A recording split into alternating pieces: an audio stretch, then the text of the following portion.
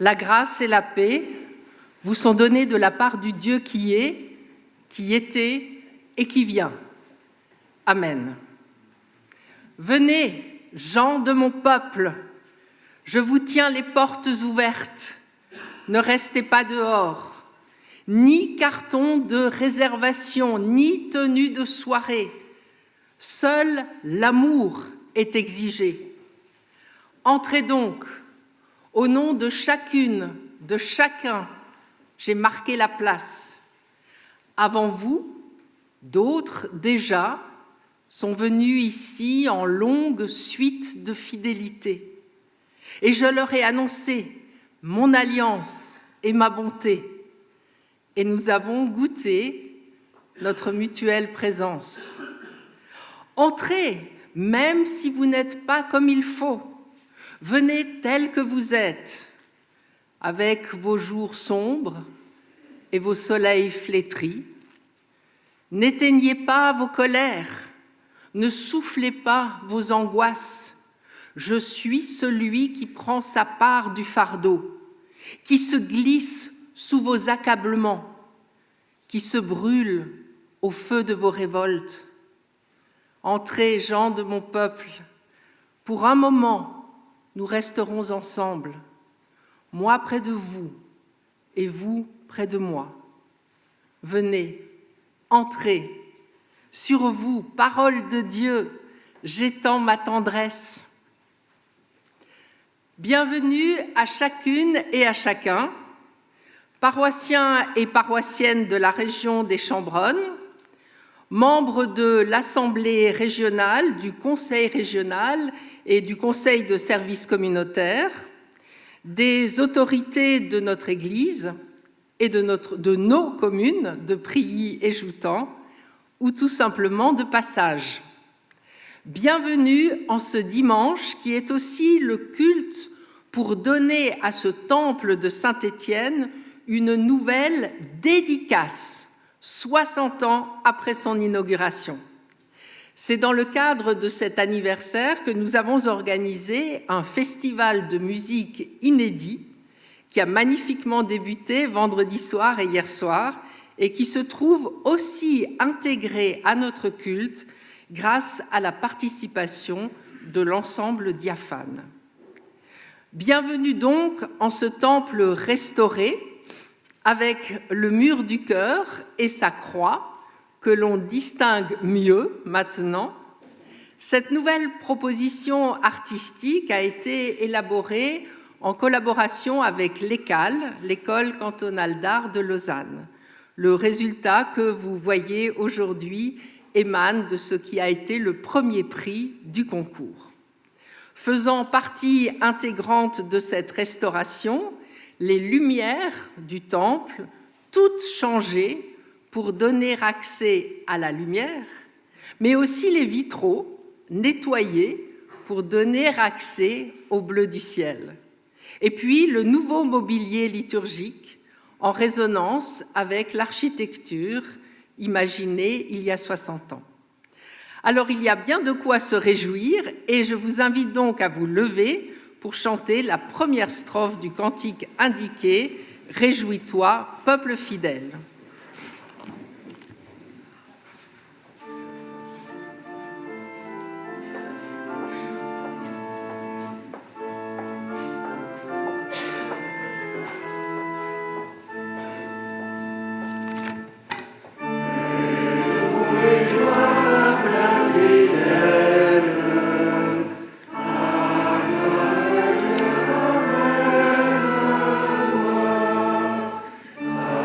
Salut.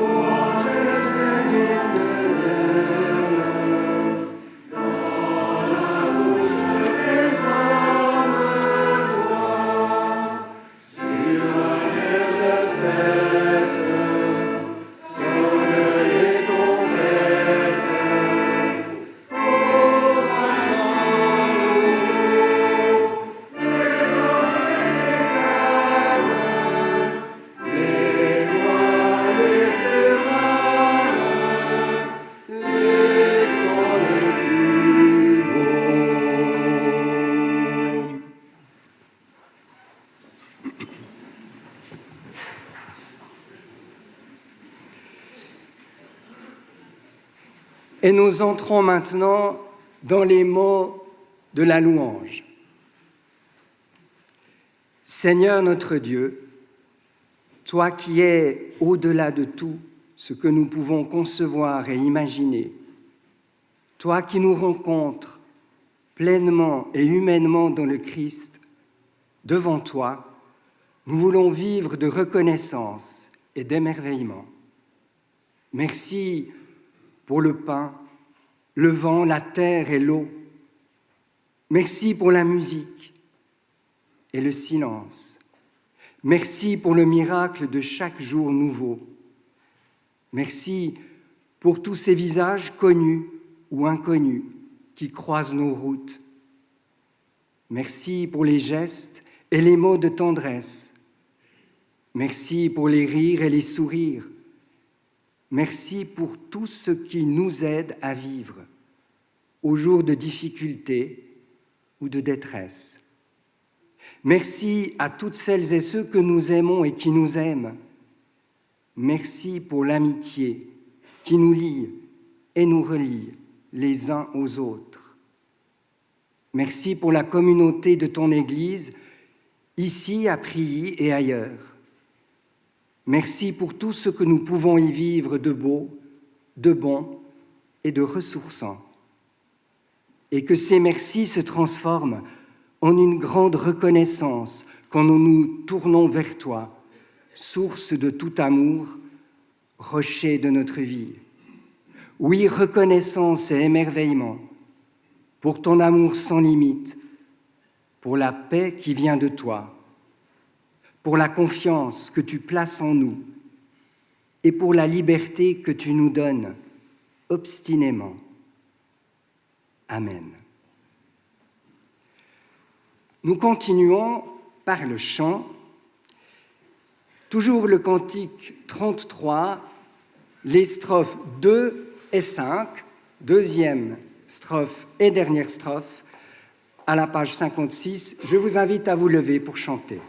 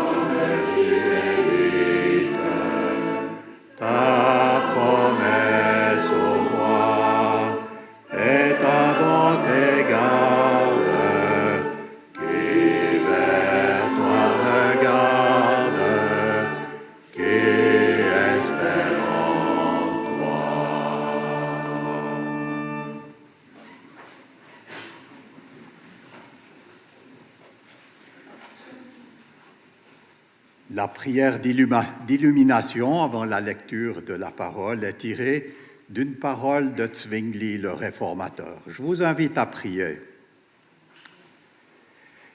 Si tu sens que la parole de Dieu te renouvelle et que tu commences à aimer Dieu plus qu'autrefois quand tu écoutais l'enseignement des hommes, alors sois-en assuré, c'est Dieu qui en est la cause.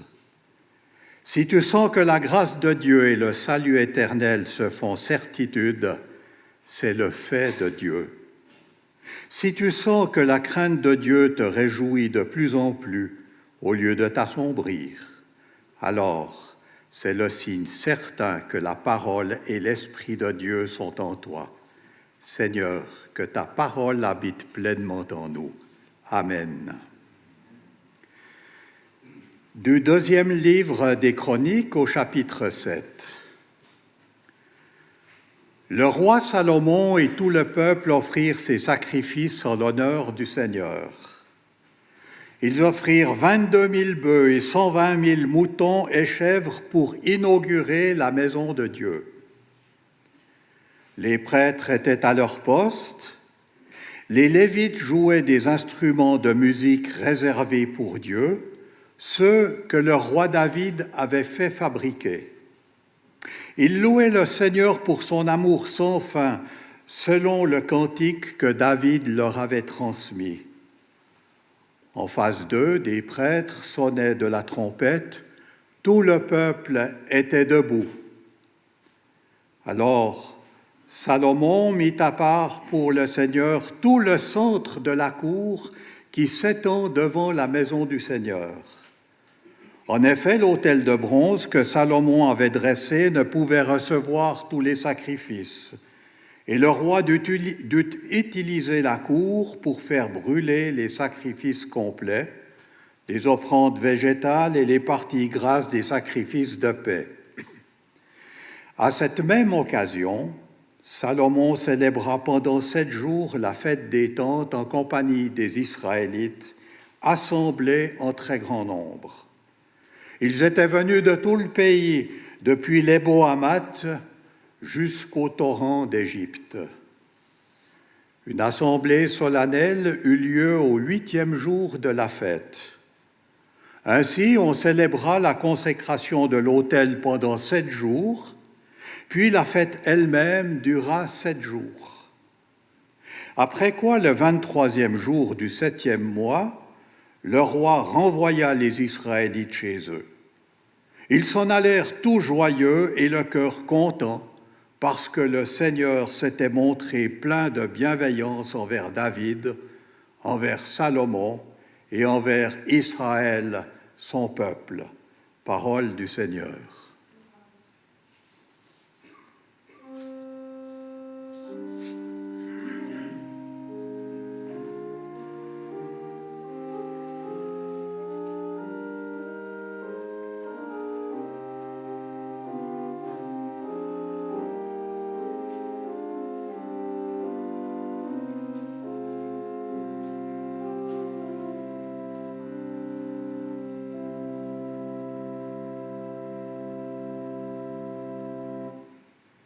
De l'Évangile de Jean au chapitre 2. La fête juive de la Pâque était proche et Jésus monta à Jérusalem. Dans le temple, il trouva des gens qui vendaient des bœufs, des moutons et des colombes. Il trouva aussi des changeurs d'argent assis à leur table. Il fit un fouet avec des cordes et les chassa hors du temple avec leurs moutons et leurs bœufs. Il jeta par terre l'argent des changeurs en renversant leur table. Et il dit aux vendeurs de colombes, « Enlevez tout cela d'ici, ne faites pas de la maison de mon Père une maison de trafic. » Ses disciples se rappelèrent ces paroles de l'Écriture. « La passion que j'ai pour ta maison me consumera. » Les autorités juives lui demandèrent « Quel signe extraordinaire peux-tu nous montrer pour avoir le droit d'agir ainsi ?»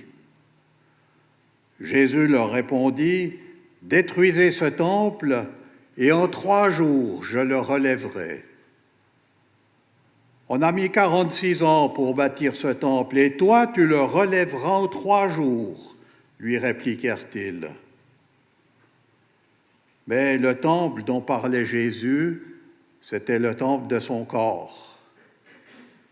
Plus tard, quand Jésus ressuscita d'entre les morts, ses disciples se rappelèrent qu'il avait dit cela.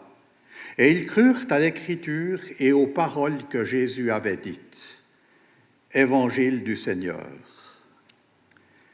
Et je vous invite à chanter debout au cantique 35-20. Dieu nous appelle à vivre, 35-20, toutes les strophes.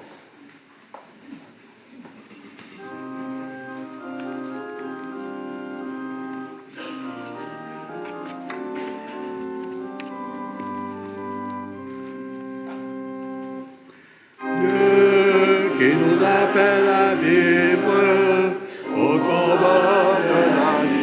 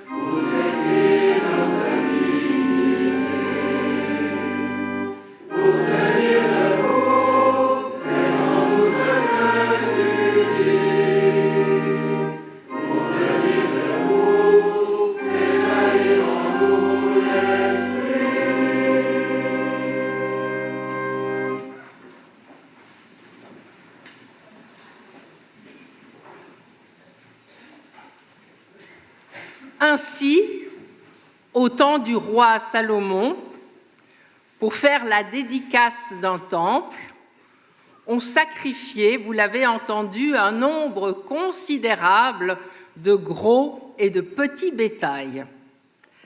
À part ce détail un peu gore, les prêtres se tenaient à leur poste.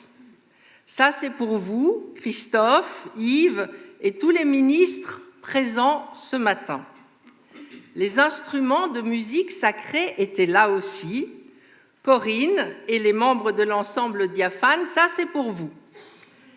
Avec le peuple, nous, debout, tous célébrer, dit le texte en cette magnifique formule, la grâce éternelle du Seigneur. Plus tard, lorsque l'épopée exaltante bascula dans une histoire plus tragique, presque 2 siècles avant la naissance de Jésus de Nazareth, des Juifs pieux se soulevèrent contre la profanation du temple de Jérusalem par un roi grec. On appela cela la révolte des Maccabées. Une fois le temps et le calme revenu, on institua une fête qui devint alors annuelle et que l'on appela la fête de la dédicace du temple, pour commémorer sa restauration en une sorte de nouvelle consécration. Et cette fête se célébrait encore du temps de Jésus, comme d'ailleurs le mentionne l'évangile de Jean, et qui ajoute, c'est parfois ces bizarreries de l'écriture, qui ajoute une espèce d'étrange précision météorologique. La fête de la dédicace se célébrait alors, et c'était l'hiver.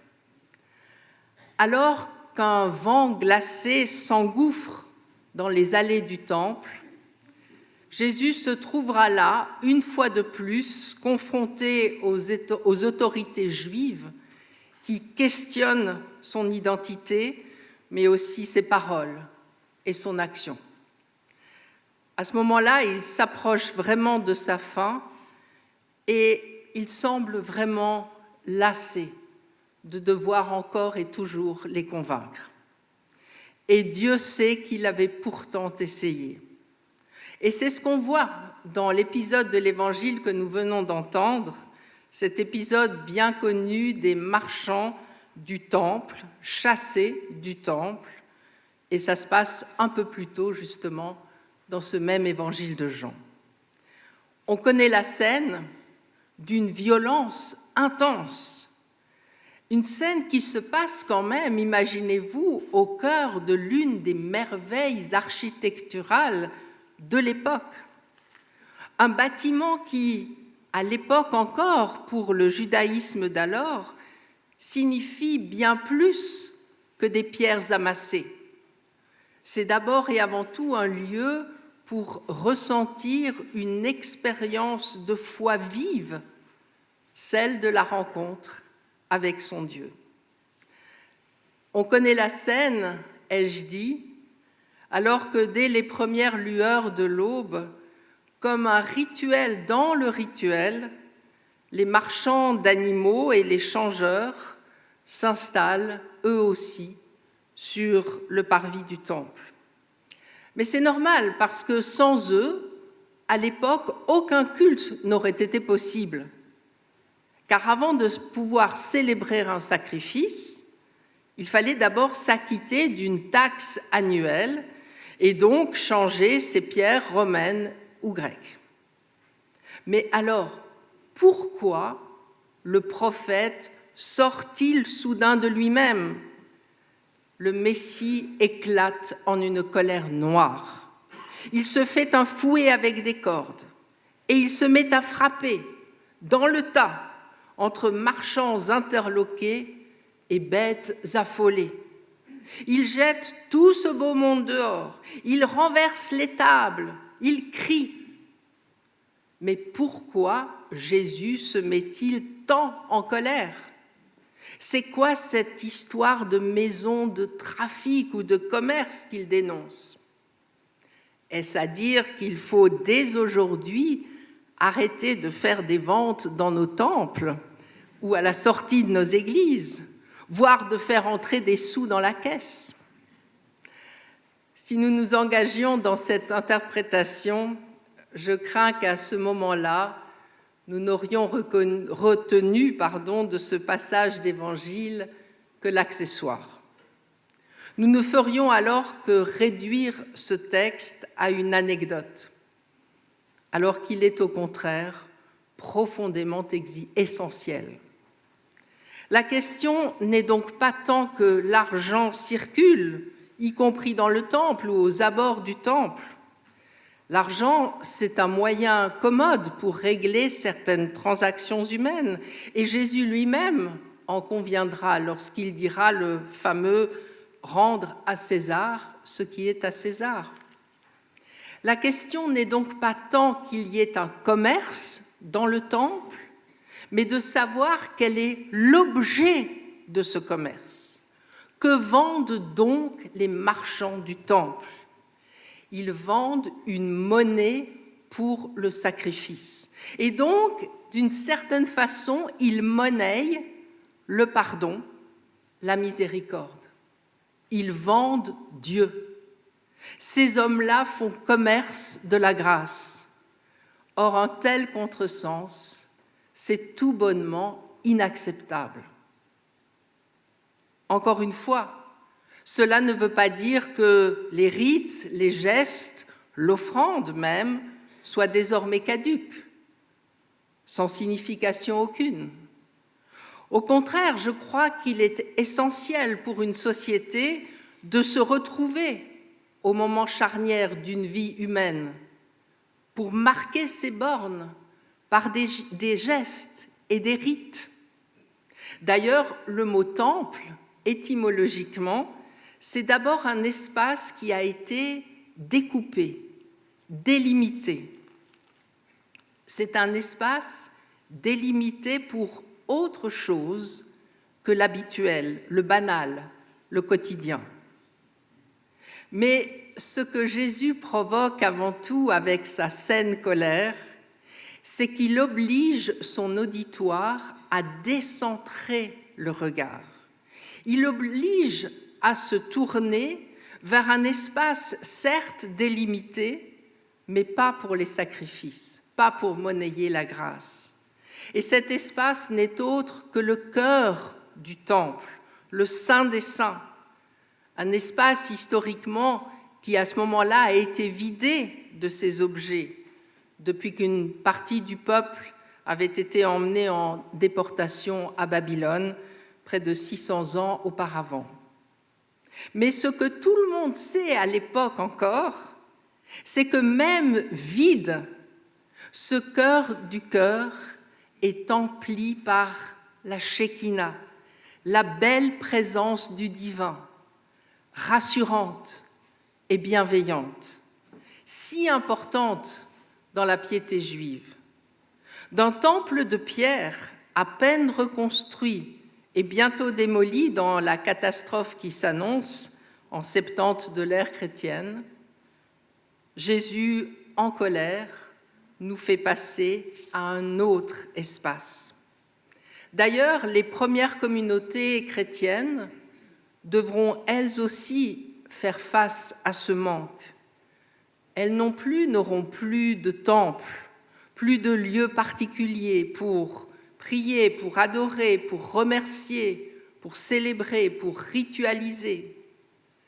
Alors, petit à petit, ils découvriront que c'est en chacune, en chacun d'entre nous que se trouve le temple. Le temple de Jérusalem est devenu un temple personnel dont nous sommes les pierres vivantes. La bienveillante Shekinah, la belle présence, c'est désormais en chacune et en chacun d'entre nous qu'elle réside. Désormais, Dieu n'est plus à chercher dans la géographie du monde, mais dans l'histoire de nos vies. Désormais, il n'y a plus de lieu saint, pas plus à Jérusalem qu'à Saint-Pierre de Rome ou à Saint-Étienne de Prie. Parce que l'obsession des lieux saints cache un fantasme, le fantasme de posséder Dieu, l'illusion de l'avoir trouvé une fois pour toutes et de le garder pour soi, sans le partager avec ceux qui certainement doivent le mériter moins que nous. Alors que nous célébrons aujourd'hui notre fête de la dédicace du temple de Saint-Étienne, la parole nous redit que la pierre n'est pas essentielle. Bien davantage importe la force symbolique de cette restauration. L'apôtre Paul restera dans cette même veine lorsqu'il écrira aux fidèles, aux premiers chrétiens de Corinthe, « Ne savez-vous pas que vous êtes le temple de l'Esprit ?» que je préfère pour ma part, vous le savez, traduire par « Ne savez-vous pas que vous êtes le temple du souffle ?» Alors que nous dédicassons aujourd'hui ce temple de pierre, si lumineuse soit-elle, portons donc avant tout notre attention sur la présence, belle et bienveillante. C'est elle qui chassera tous les marchands de nos temples intérieurs. Ce temple intérieur qui deviendra alors réellement un espace spirituel, un temple du souffle. Rappelez-vous, il n'y a rien à faire, juste laisser la présence nous habiter. Amen.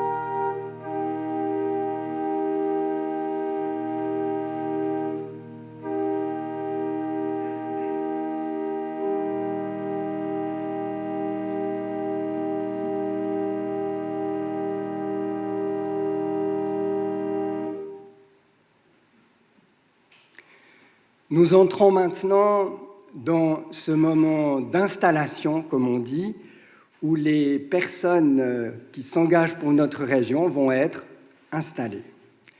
Notre assemblée régionale vient d'être renouvelée. Ses membres vont donc être installés ce matin dans leur charge. De même, les membres du conseil régional ainsi que du conseil de services communautaires, formation et accompagnement. J'invite dans un premier temps la présidente de l'ancienne Assemblée régionale, Viviane Henny, et le vice-président de la future Assemblée régionale, Yves Denerea, à se mettre ici devant nous pour l'installation d'Yves Denerea précisément. La présidente est excusée, Rachel Kung, elle joue de l'orgue dans une autre paroisse.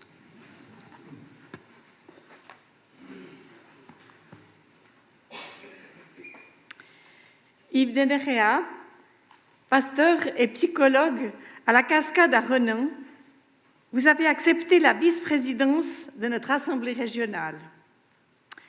Au nom de notre région Les Chambronnes, j'ai le plaisir de vous installer dans votre fonction. Je vous invite maintenant à vous engager en répondant à la question suivante. Sachant que Dieu vous donnera les forces nécessaires pour le service qu'il attend de vous, acceptez-vous les responsabilités qui vous sont confiées? Oui. Merci.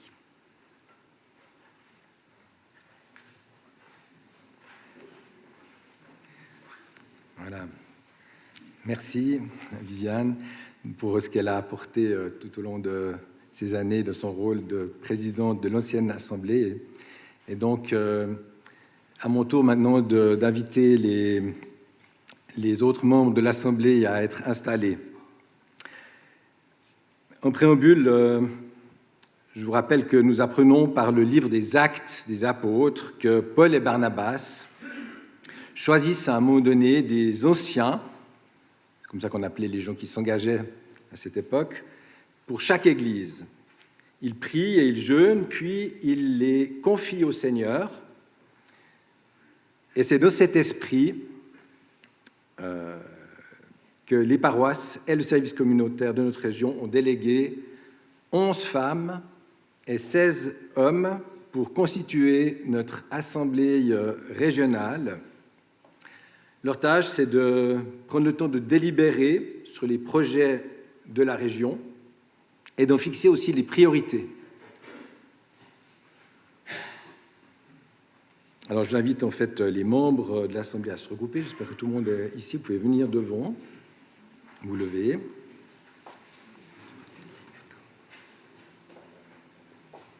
Et je vous invite, ouais, on peut faire un cercle comme ça.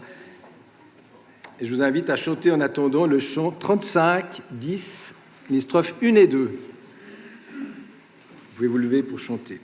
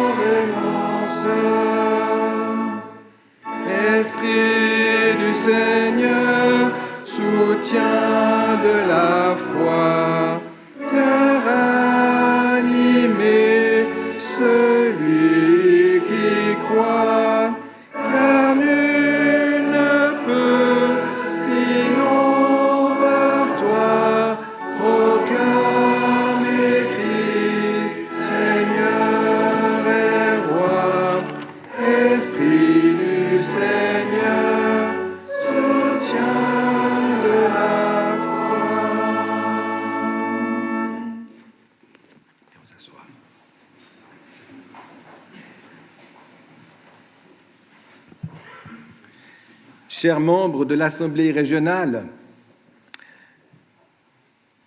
en vous engageant, vous agirez en sorte que dans notre Église, les chrétiens puissent vivre leur foi, servir leurs prochains, dans un respect mutuel et conduits par ce souffle du Saint-Esprit. Gardons à l'esprit que toutes et tous puissent trouver leur place dans la communauté de l'Église. Vous veillerez à la proclamation de l'Évangile, à en donner des signes concrets, et que vous puissiez accomplir votre service avec joie, avec simplicité, avec audace aussi, et avec enthousiasme. Je vous invite maintenant à entendre votre nom, à peut-être faire un pas ou juste marquer qui vous êtes. Certaines personnes ne sont pas forcément là, donc voilà, je vais les citer toutes et tous. Et puis ils seront installés formellement lors de la prochaine assemblée, mais voilà, en tout cas on est en prière aussi avec eux, ils sont posés avec nous également. Laurent Zumstein, justement, n'est pas là ce matin. Jean-Pierre Frosch, Philippe Morel, Jean-Marc Salis, voilà. Didier Weibel, Catherine Dittiker, Lucien Nicolet qui est excusé, Franziska Stuber, Julia Durnia, Catherine Beauvais, Magdalena Schneider-Beauvais, Patrice Hesslein, Olivier Schneider, Thierry Wellinger, Brigitte Vuyami, Laurent Roy, Michel Dain, Philippe Fonjala, Alain Gex, Isabelle Gresselet, Christine Amandola, Claire-Lise Semoreau, Richard Neal, Christian Bohr, Éléonore Pochon. Je vous invite maintenant à vous engager en répondant oui, toutes et tous ensemble, à la question suivante. Sachant que Dieu vous donnera les forces nécessaires pour le service qu'il attend de vous, acceptez-vous les responsabilités qui vous sont confiées? Oui. En conséquence de cet engagement, de votre engagement, vous êtes installé comme membre de l'Assemblée régionale des Chambéronnes. Et j'invite maintenant les membres du Conseil régional et du Conseil service communautaire, formation et accompagnement à s'approcher. Peut-être vous le mettez là comme ça, voilà.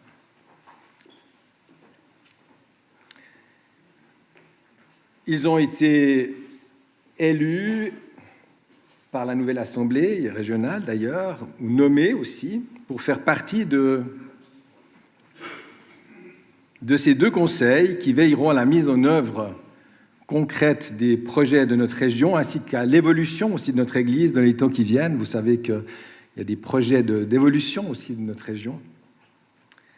Chers conseillers, vous agirez en sorte que dans notre Église, les chrétiens puissent vivre leur foi et servir leurs prochains dans le respect mutuel, conduits par le Saint-Esprit, gardant à l'esprit que toutes et tous puissent trouver leur place dans la communauté de l'Église. Vous veillerez à la proclamation de l'Évangile et à en donner des signes concrets. Que vous puissiez accomplir votre service avec joie, simplicité, audace et enthousiasme. Je vous invite maintenant à vous engager en répondant oui individuellement à l'appel de votre nom, cette fois-ci, à la question suivante, la même, sachant que Dieu vous donnera les forces nécessaires pour le service qu'il attend de vous, acceptez-vous les responsabilités qui vous sont confiées. Vous, les membres du Conseil régional, Pasteur Chimirimana, Ludger Weber, oui. Alain Wirth, oui. Christophe Raymond. Oui. Et vous, les membres du Conseil de services communautaires formation et accompagnement, Christian Bord, oui. Jonathan Maury, oui. Éléonore Pochon, Julia Durnia. En conséquence de votre engagement, vous êtes donc installés comme membre du Conseil régional et membre du Conseil de services communautaires formation et accompagnement des Chambéronnes. Et j'invite toute l'Assemblée à chanter au cantique 35-10, les strophes 3 et 4. Je vous invite à vous lever. 35-10, 3 et 4.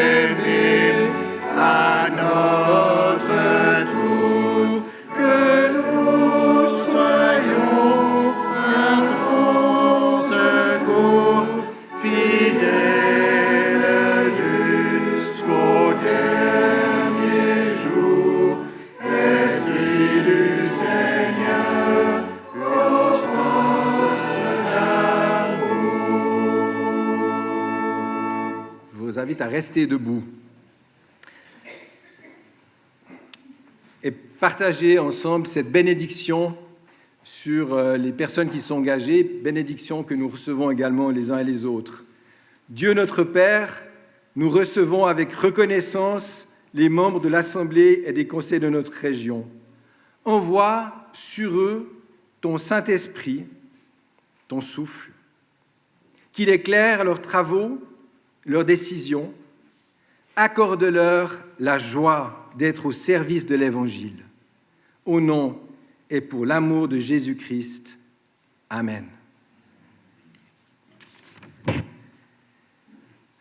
Chers frères et sœurs, chers amis, en signe de confiance et de soutien envers notre Assemblée et nos conseils, je vous invite à vous engager à votre tour. Et je vous invite donc à répéter avec moi, je crois que vous avez sous les yeux la formule, on va la dire tous ensemble.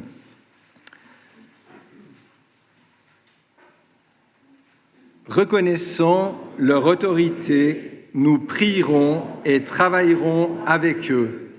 Nous partagerons la passion de l'Évangile et le souci les uns des autres. Nous formerons ainsi une communauté accueillante au service du Christ et notre prochain. Amen. Je vous invite à reprendre place. C'est bien, on peut applaudir.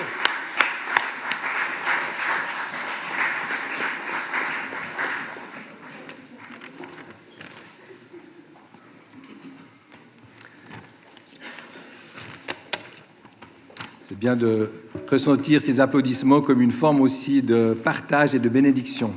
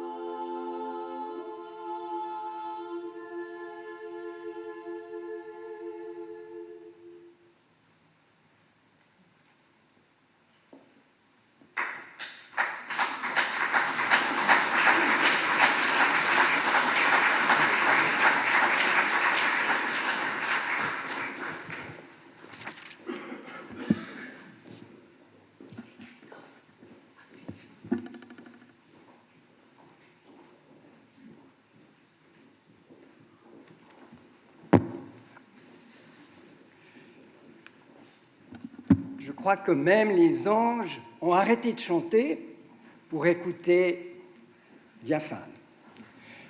Quant à nous, nous allons continuer par la prière d'intercession.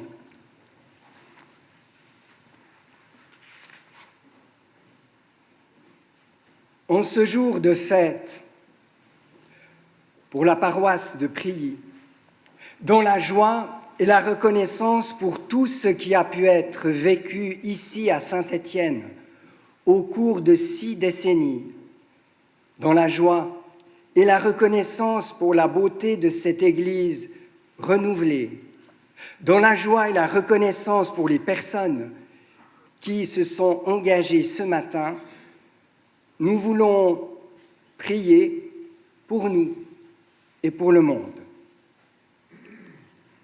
Nous te prions pour la paroisse de Prilly-Joutan, pour celles et ceux qui la font vivre. Nous te prions pour tous les lieux d'église de notre région. Fortifie et renouvelle celles et ceux qui s'y engagent, celles et ceux qui participent intensément ou juste en passant. Nous te prions pour nous-mêmes, rassemblés ce matin, que nous osions la confiance portée par ton souffle. Renouvelle-nous dans notre être intérieur, là où s'enracine notre foi, notre espérance et notre amour. Nous te prions pour notre Église évangélique réformée. Accompagne-la dans les défis qu'elle doit affronter. Qu'elle n'oublie pas de s'enraciner encore et toujours dans le message du Christ, source infinie de confiance, de vie et de liberté. Nous te prions pour nos autorités communales, cantonales, fédérales, et plus largement pour toutes celles et ceux qui assument des responsabilités au service de toutes et tous dans notre société. Nous te prions pour notre monde avec ses drames, ses guerres, ses souffrances. Nous te prions en particulier pour celles et ceux qui subissent la violence et l'injustice. Inspire les efforts de réconciliation et de dialogue de tous ceux et toutes celles qui travaillent à faire avancer la paix contre la violence et l'arbitraire. Au nom de ton Fils Jésus-Christ, notre frère, et par l'Esprit qui anime les croyants depuis toujours. Amen.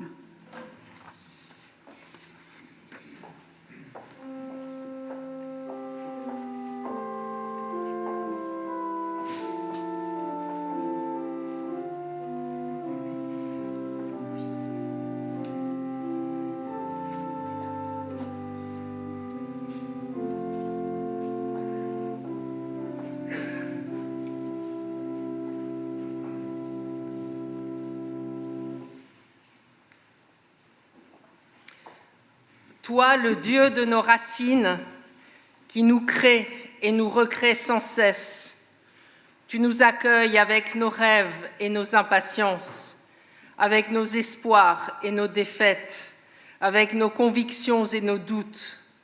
Tu nous aimes avec nos élans et nos plaisirs, nos regrets et nos colères, nos fêtes et nos lassitudes. Et tu fais ton œuvre en nous.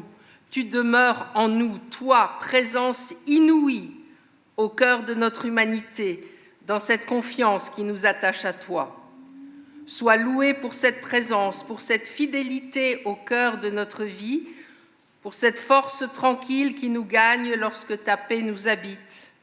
Et avec les anges dans les cieux et dans la trace de tous ceux et de toutes celles qui nous ont précédés, nous chantons Saint est le Seigneur, le Dieu de l'univers.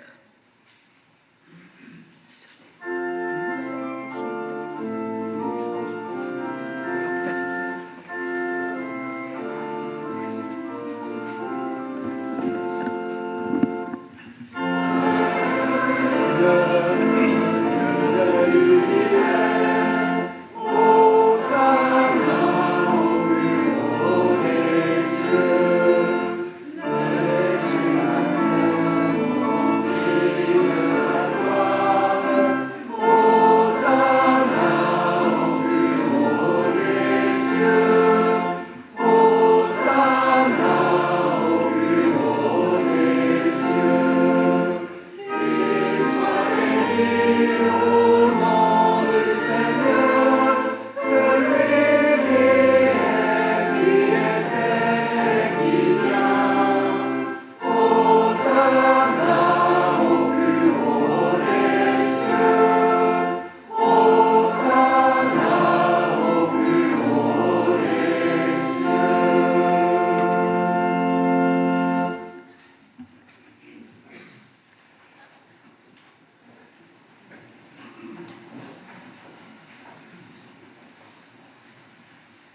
Tu es béni, Dieu de l'univers, toi qui nous donnes ce pain et ce vin, fruits de la terre et du travail des humains. Nous te les présentons. Tu en fais pour nous le pain de la vie et le vin du royaume éternel. Dans la nuit où il fut livré, pendant le repas, Jésus le Christ prit du pain et après avoir prononcé la bénédiction, il le rompit et le donna à ses disciples et dit « Prenez, mangez, ceci est mon corps livré pour vous. » Puis il prit la coupe à la fin du repas et après avoir rendu grâce, il la leur donna et ils en burent tous. Il leur dit « Ceci est mon sang, le sang de l'alliance nouvelle et éternelle, versé pour vous et pour la multitude. Vous ferez cela en mémoire de moi. » Ô Dieu, viens maintenant par ton esprit habiter au plus profond de nos cœurs et donne-nous de discerner dans le signe du pain et du vin ta présence parmi nous. Et je vous invite à dire avec moi la prière que Jésus nous a apprise. Notre Père, qui es aux cieux, que ton nom soit sanctifié, que ton règne vienne, que ta volonté soit faite sur la terre comme au ciel. Donne-nous aujourd'hui notre pain de ce jour. Pardonne-nous nos offenses, comme nous pardonnons aussi à ceux qui nous ont offensés.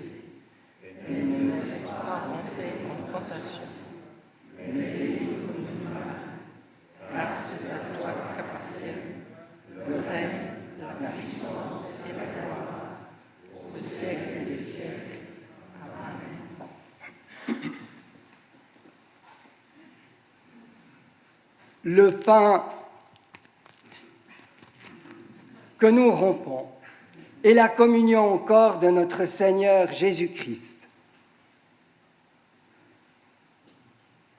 Et la coupe de bénédiction pour laquelle nous rendons grâce et communion au sang de notre Seigneur Jésus-Christ et les signes du don de sa vie pour nous et les signes de la joie de son règne d'amour.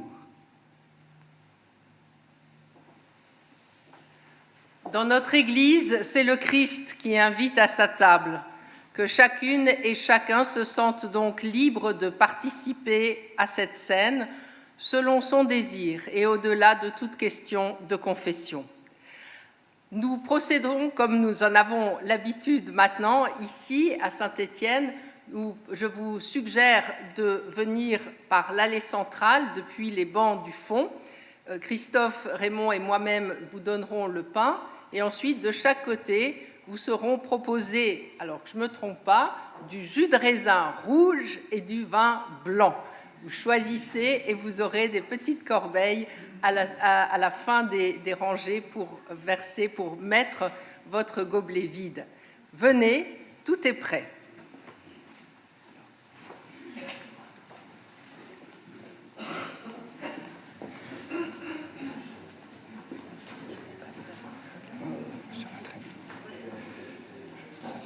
Il faudrait qu'on fasse la moitié, je pense.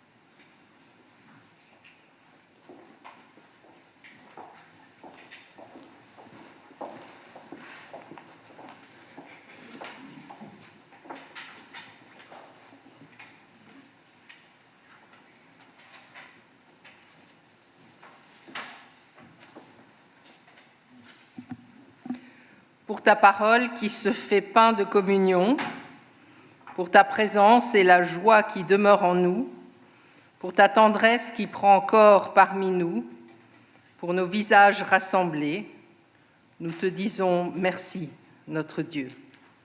Amen. Un culte ne serait pas un culte sans les annonces, j'en ai très peu, mais quand même elles sont importantes. Vous dire d'abord que la collecte sera recueillie à la sortie de ce culte et qu'elle est destinée à notre région. Donc, je vous la recommande très chaleureusement. Vous dire aussi que vous êtes tous et toutes invités à l'apéritif dînatoire qui suivra ce culte et qui promet d'être festif. Vous dire encore que ce soir, le festival Vis-à-vis continue à 17h à la salle Calvin, avec un autre concert qui sera, n'en pas douter, incroyable. Maria de la Paz chante Laza. J'ai une annonce qu'on m'a demandé de vous faire de la part de l'ANCRE, le service solidarité de la région, que je fais bien volontiers. L'Assemblée générale de l'ANCRE aura lieu mardi le 28 mai à 18h30 à Chavannes. Un grand merci à tous les intervenants et les intervenantes de ce culte, laïcs et ministres, et pour la musique, à Corinne de Jong, organiste, et l'ensemble diaphane. Et je vous invite maintenant à chanter le cantique 62-82, « Bénis-nous Seigneur », les strophes 1 et 3. Amen.